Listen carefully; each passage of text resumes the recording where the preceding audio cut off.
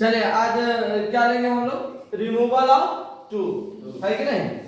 तो इसकी पहले आपको बुक जो हम खरीदवाए हैं इंग्लिश ग्रामर वाला, उसमें होगा ये वाला टॉपिक। आपको ये समझ लेना पहले इसके कुछ रूल्स क्या होते हैं। तो बाबू रिमूवल ऑफ टू, रिमूव जो है, रिमूवल को हम लोग रिमूव टू भी कहते हैं। कुछ ही कहते हैं रिमूव, इसको शॉर्ट में हम लोग रिमूव टू भी बोलते हैं। रिमूव के मतलब होता है बाबू हटाना। कुछ होता है हटाना। रिमूव के मतलब कुछ होता है हटाना। रिमूव एक भाग है और ये भाग इसका हिंदी होता है हटाना, है ना। और यहाँ हटाना किसको है, टू को हटाना है। किसको हटाना है, टू को। तो इसको हटाना है, इसके हटा करके इसके बदले क्या देना है, ये हम लोग रूल के अंतर्गत जानेंगे। जैसे समझो आपको एग्जाम में जैसे क्वेश्चन कैसे दिया हुआ रहेगा, समझ में आ रहा है। क्वेश्चन आपको इस स्ट्रक्चर पर रहेगा, एक सब्जेक्ट रहेगा, वर्ब रहेगा, है कि नहीं। उसके बाद आपका टू रहेगा, उसके बाद आपका एडजेक्टिव रहेगा। क्या रहेगा बाबू, एडजेक्टिव मतलब विशेषण रहेगा। उसके बाद फिर से टू रहेगा। ध्यान रहे दो को टू रहता है, एगो में डबल हो रहता है और एगो में सिंगल हो रहता है, समझ में आ रहा है बात। उसके बाद आपका फिर से यहाँ पे वर्ब रहेगा, लेकिन यहाँ पीछे जो वर्ब रहेगा वो मेन वर्ब रहेगा। ये इस स्ट्रक्चर पे आपका दिया हुआ रहेगा, है कि नहीं। क्वेश्चन आपको बनाना रहेगा। जैसे इस पर पहले एग्जांपल हम दे देते हैं, समझ में आ रहा है बात। एक एग्जांपल देते हैं, जैसे रहेगा he is too weak। Weak के मतलब कुछ होता है बाबू, कमजोर। वीक के मतलब क्या होता है, कमजोर या दुर्बल।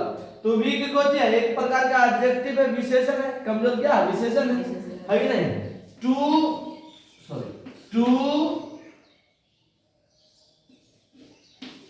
Run, to run. He is too weak to run।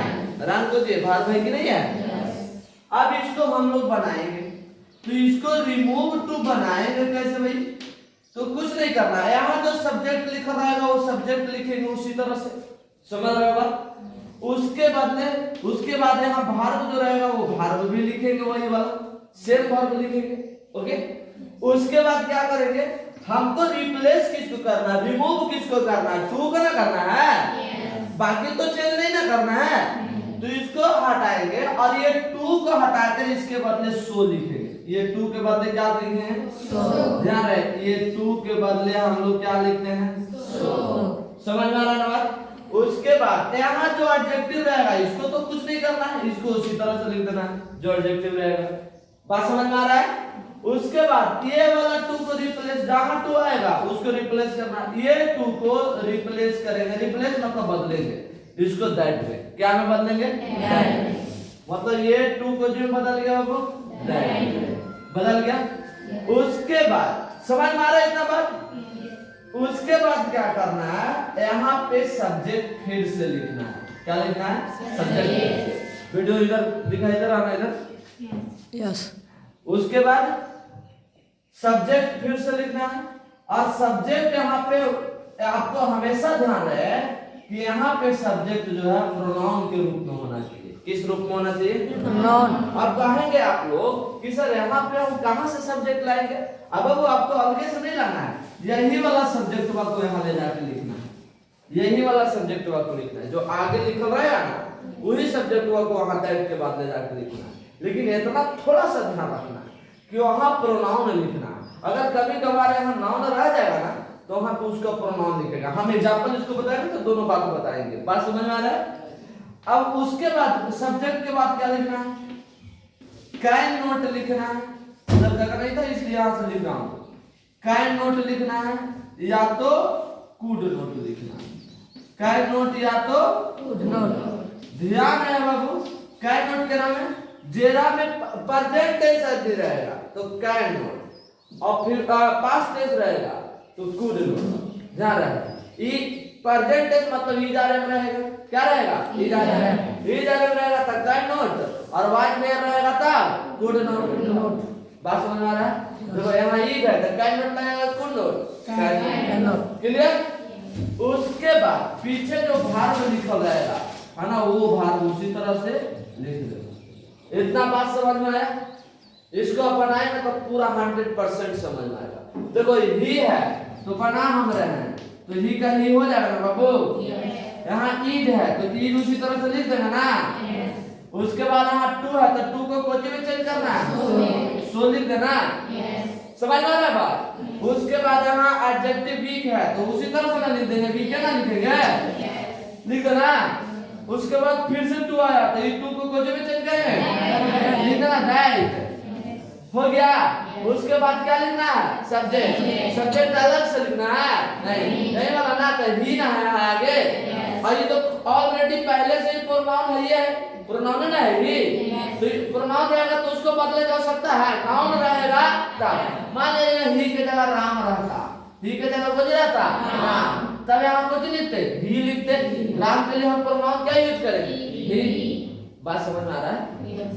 तो यहाँ तो ऑलरेडी पहले से प्रोनाउन है तो वही वाला ना लिख देंगे ही।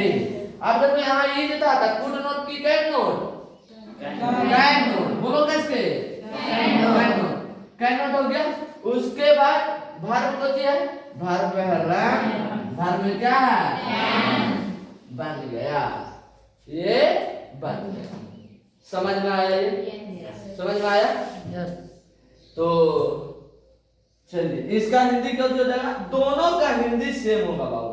ही is too weak to run और ही इज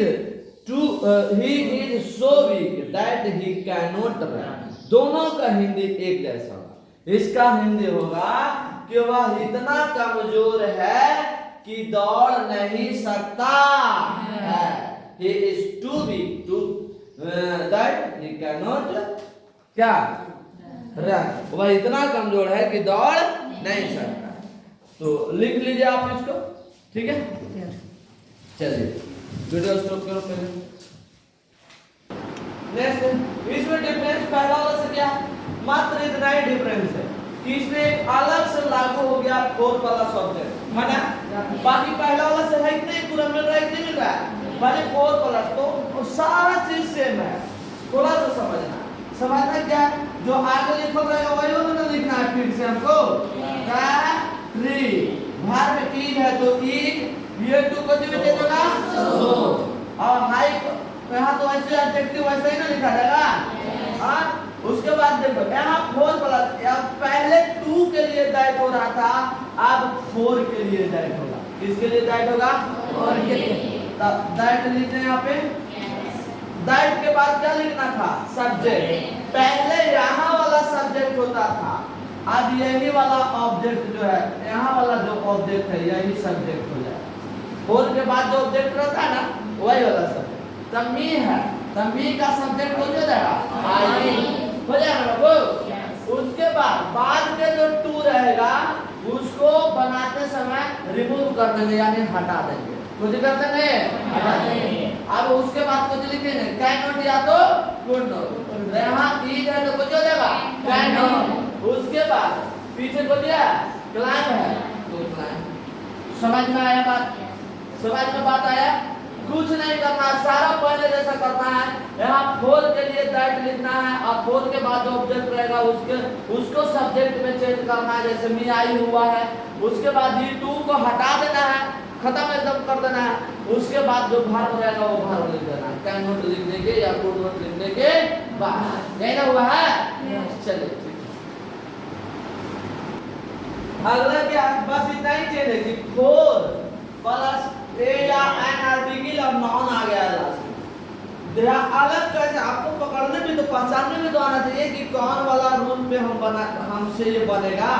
तो आपको ध्यान रखना चाहिए कि इसमें क्या है कि फोर प्लस नाउन रहेगा लास्ट में। क्या रहेगा? Four plus noun. अगर लास्ट में फोर प्लस नाउन मिल जाए तो आपको ये स्ट्रक्चर, अच्छा ये स्ट्रक्चर भी बहुत लंबा चौड़ा लग रहा है ना? देखो एकदम हल्का है, आप बनाइएगा तो सारा चीज समझ में आएगा। अब देखो कुछ नहीं करना, यहाँ जो सब्जेक्ट लिखते हैं हम बना रहे हैं हम लोग, है ना? यू है तो यू आर, समझ में आ रहा है ना बात? उसके बाद ये टू को कुछ में चेंज करेंगे सो में। इसके बाद यहाँ एडजेक्टिव शॉर्ट है तो शॉर्ट लिख दें, यू आर सो शॉर्ट, हो गया। उसके बाद ये फोर को कुछ में करना है राइट में। उसके बाद क्या लिखना है? सब्जेक्ट, सब्जेक्ट है ना लिखना है के बाद, राइट के बाद हमेशा सब्जेक्ट, है कि नहीं? तो सब्जेक्ट लिखेंगे तो सब्जेक्ट में आपको दिया यू है तो यू लिख दें। उसके बाद कैन नॉट की कुड नॉट, तो यहाँ से पता चल जाएगा आर है तो कुछ होगा, कैन नॉट प्रेजेंट है ना है, आर तो पास्ट में ना यूज होगा, तो कैन नॉट हो गया। उसके बाद अलग से कुछ लिखना है उसमें बी लिखना, इतना ही ध्यान रखना बेटा आपको कि अगर फोर के बाद अगर नाउन मिल जाए आर्टिकल के साथ यानी एन के साथ, तो आपको अपने से बनाते समय उसमें कैन नॉट या कुड नॉट के बाद क्या लिख देना है? बी, अपने से बी लिखना है, उसके बाद सारा चीज सेम है। अब बी लिख दे हम कैन नॉट बी, और उसके बाद क्या हो जाएगा? An army, an army. अच्छा समझो ये बी क्यों हुआ बाबू? ये बी के मतलब होता है बनना या होना, बनना या होना। फिर लिखा हुआ है you are too short for an army, आप इतना नाटा हो कि आर्मी नहीं हो सकते हो, आर्मी नहीं हो सकते, बात सही ना है? तो कह रहा है यही, अब जब तक बी ना लिखेंगे तब तो होना का अर्थ निकलेगा, ना लिखेगा तो दिक्कत होगा कि नहीं होगा? इसलिए बी हमको लिखना पड़ता है कि आप इतना नाटा है कि आर्मी नहीं हो सकते हैं या आर्मी नहीं बन सकते हैं। बात समझ में आया? ये समझ में आया कैसे बना? तो इसमें कुछ नहीं करना है, खाली ये कैन नॉट के बाद क्या लिख देना है? बी लिख देना है, बाकी वैसे उतार देना है, ए प्लस जो नाउन रहेगा वो नाउन लिख देना। ओके चलिए चलिए क्या रहेगा? सब्जेक्ट रहेगा, हेल्पिंग रहेगा, टू रहेगा या एडजेक्टिव। इसमें चेंज क्या हुआ है? इसमें चेंज हुआ है कि एक ही को टू आ रहा है और लास्ट में एडजेक्टिव आ रहा है, यही ना चेंज हुआ है? इसको बनाएंगे इस रूल पर, देखो ऐसा है भी टी इज टू हॉट, है ना बाबू? टी इज टू हॉट, है कि नहीं? अब टू प्लस लास्ट में हो जाएगा एडजेक्टिव आया। देखो इसको एडजेक्टिव वन मान लेंगे, इसको क्या मान लेंगे? Adjective one. एडजेक्टिव वन क्यों कह रहे हैं बाबू? आप समझ लो, एडजेक्टिव वन या तो इसको कह सकते हैं पॉजिटिव डिग्री, क्या कह सकते हैं? Positive degree. अभी आपको डिग्री हम नहीं पढ़ाएंगे, जब डिग्री पढ़ाएंगे तो पूरा बात समझ में आएगा। ऐसे मैं बता देता हूँ कि एडजेक्टिव के 3 गो अवस्था होता है। कितने अवस्था होता है? 3 गो। एडजेक्टिव के 3 अवस्था होता है और वही 3 अवस्था में जो बांटा जाता है उसको डिग्री बोला जाता है। क्या बोला जाता है? डिग्री। जैसे प्रथम अवस्था को पॉजिटिव डिग्री बोला जाता है, द्वितीय अवस्था को कंपैरेटिव डिग्री बोला जाता है और तीसरा अवस्था को सुपरलेटिव डिग्री बोला जाता है। एडजेक्टिव का ही तीनों रूप होता है, पॉजिटिव, कंपैरेटिव, सुपरलेटिव। तो अभी हम लोग बात करेंगे पॉजिटिव का, और यहाँ तो एडजेक्टिव टू लिखे हैं यानी दूसरा रूप है तो कंपैरेटिव डिग्री। ये कंपैरेटिव डिग्री क्या होगा? ये पूरा डिटेल से हम लोग चर्चा यहाँ पे नहीं करेंगे, नहीं तो गड़बड़ा जाएगा। दूसरा टॉपिक है ये बात है वहाँ करेंगे, यहाँ पे आपको उतना ही बताएंगे जितना से आपको ये बन जाए। ओके समझ में आ रहा है बात? तो यहाँ पे ध्यान दीजिएगा, इसको बनाएंगे, डायरेक्ट बनाएंगे आपको समझ में आएगा। यहाँ टी है तो टी लिख देना, ईज है तो ईज लिख दें। उसके बाद एडजेक्टिव वन को करना है एडजेक्टिव टू में। अब एडजेक्टिव वन आपको दिया हॉट है तो इसका एडजेक्टिव टू होगा होटा। सोचिएगा बाबू, एडजेक्टिव वन के लास्ट में यदि ई आर ऐड कर देते हैं या तो पहले मोर लिख देते हैं तब वो एडजेक्टिव टू बन जाता है। सब में ऐसा नहीं होता है, किसको मतलब किसको में मोर पहले लगेगा और किसके में लास्ट में ईआर लगेगा, वो अलग अलग नियम है। पहले मैं बता दूं, जो सिंपल रहेगा जिसको एक बार में बोल देंगे, एक बार में हम बोल दें उसको में ईआर लगा। जैसे होट एक ही बार में बोल रहा है, सांस टूट रहा है बीच में नहीं, होट तुरंत बुला रहा है तो उसको में ईआर लगा देंगे, होटा है कि नहीं। और जैसे बोलेंगे ब्यूटीफुल, लंबा हो जा रहा है कि नहीं हो रहा, ब्यूटीफुल, माने बीच में सांस कई बार टूट जा रहा है, तो वैसे लंबा वाला रहेगा जिसमें बीच में सांस टूटे, तो उसको बोलेंगे हम पहले, उसके पहले हम मोर लगाएंगे। क्या लगाएं? जैसे ब्यूटीफुल का होगा मोर ब्यूटीफुल। क्या होगा? More beautiful. हैंडसम, तो देखो एक बार हैंड आ रहा है, एक बार सम आ रहा है, टूट रहा है ना साथ, तो उसको क्या करेंगे? मोर हैंडसम। बात समझ आ रहा है? लेकिन हम बोले होट, होटर, लॉन्ग, लॉन्गर, समझ में आ रहा है? तो इस तरह से होगा। तो होटर हो गया। उसके बाद ये टू के बदले हम देते हैं देन। क्या देते हैं? देन। तो देन लिखते हैं। उसके बाद हम सब में लिखते हैं इट इज प्रॉपर या तो इट वाज प्रॉपर। ये कैसे? अगर यहाँ इट मतलब प्रेजेंट रहेगा तो इट इज प्रॉपर, और पास्ट रहेगा तब इट वाज प्रॉपर। तो देखो तो यहाँ इट है तो इट इज प्रॉपर ना होगा? It is proper, it is proper. समझ में आया? अगर समझ में आया तो उतारने से पहले जो है आप इसको बताइए, यू आर टू लॉन्ग, क्या होगा? बोलिए आप लोग, जोर से बोलना है। यू खान नहीं आ रहे जी, बोलो यू आर लॉन्ग का बोलोगा लॉन्गर, लॉन्ग का बोलोगा लॉन्गर, उसके बाद बोलोगा होगा, फिर उसके बाद बोलोगा इट इज प्रॉपर। ये नहीं कि यहाँ आर है तो आर लिख देंगे, यहाँ हर हाथ में इज लिखाएगा, है कि नहीं? क्या लिखाएगा? इज। इट इज आर एम, ये सब प्रेजेंट ना होता है जी, तो it is proper, it is proper. हो गया बाबू? समझ में आया बात? चलो इसको देखिए बाबू, यहाँ पे क्या है? आप इसको समझिए, इसको बहुत ध्यान से समझना। पहला वाला जो हम आपको स्ट्रक्चर बताए थे उससे बिल्कुल अलग नहीं है बाबू, लेकिन थोड़ा सा आपको नोट पर नजर डाल देना है। नोट पर नजर क्या डाल देना है? यहाँ लिखा गया है कि यदि ऐसा एडजेक्टिव और वर्ब हो जो सबके लिए एक समान हो, यानी एक जैसा सबके लिए हो, तो दैट के बाद जो सब्जेक्ट लिखेंगे या तो वन लिखेंगे या तो बी लिखेंगे। देखो वन या बी लिखा है ना। अब ये बात समझ में आया कि सबके लिए एक जैसा कैसे होगा? एग्जांपल से समझोगे। देखो माउंट एवरेस्ट, हिमालय के सबसे ऊंची चोटी का नाम है कोई? माउंट एवरेस्ट, नाम है ना? तो Mount Everest is too high to climb. Mount Everest की ऊंचाई इतना अधिक है कि हम लोग उस पर क्लाइंब नहीं कर सकते हैं, यानी चढ़ नहीं सकते। अब बात तो समझो, ये माउंट एवरेस्ट के ऊंचाई एक दो व्यक्ति के लिए होगा कि सबके लिए होगा? माउंट एवरेस्ट की ऊंचाई सबके लिए ना एक समान होगा? कि केवल लिए हल्का हो जाएगा, केवल लिए भारी होगा, ऐसा होगा? भारी है तो सबके लिए है, उस पर चढ़ना मुश्किल सबके लिए है कि नहीं है बाबू? तो एक अलग बात है कि लोग चढ़ जाते हैं माउंट एवरेस्ट पर भी, लेकिन ऐसा बात नहीं है कि चढ़ जाते हैं तो उनको कठिनाई नहीं होता है कि नहीं? तो कठिनाई सबके लिए एक जैसे हो गया कि नहीं हो गया? तो यहाँ कुछ लिखेंगे वन या तो बी, तब इसको बनाएंगे mount Everest. Mount Everest, Everest is so high, होगा ना बाबू? दैट, अरे इतना ही तो आदमी लिखना है रे, यहाँ वाला सब्जेक्ट को ना लिखना है, यहाँ लिख देना है, या तो दोनों से एक लिखेंगे, या तो वन या तो बी।